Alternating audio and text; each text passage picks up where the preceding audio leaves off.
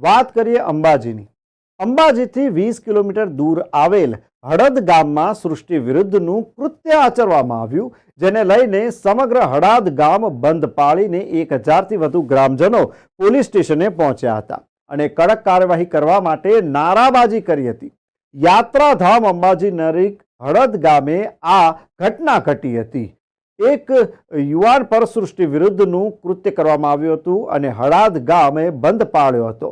બે ઈસમોએ સૃષ્ટિ વિરુદ્ધનું કૃત્ય કર્યું હતું અને સમગ્ર ગ્રામજનોએ ગામ બંધ કરી રેલી યોજી પોલીસ સ્ટેશન પહોંચ્યા હતા. પોલીસ સ્ટેશનમાં ફરિયાદ લેવા માટે પોલીસ હાય હાયના નારા લાગ્યા હતા. 1000થી વધુ માણસનું ટોળું પોલીસ સ્ટેશને પહોંચી ગયું હતું. અમે એનો વિરોધ કરીએ છીએ. અમે અહીંયા રજૂઆત કરવા માટે આવ્યા હતા કે જે કોઈ આરોપીના નામ ખુલે એમને કડકમાં કડક સજા થવી જોઈએ. એ છોકરું અમારું પણ છે, પ્રજાપતિભાઈનું નથી, અમારા આખા ગામનું છોકરું છે. એના સાથે જેણે પણ આ કૃત્ય કર્યું છે, અમારા હોય કે બીજા છોકરા હોય, એની ઊંડી તપાસ થવી જોઈએ અને દરેકને સજા થવી જોઈએ, એવી અમારી માગણી છે. અને અમે આ નિર્ણયમાં ગામ સાથે છીએ.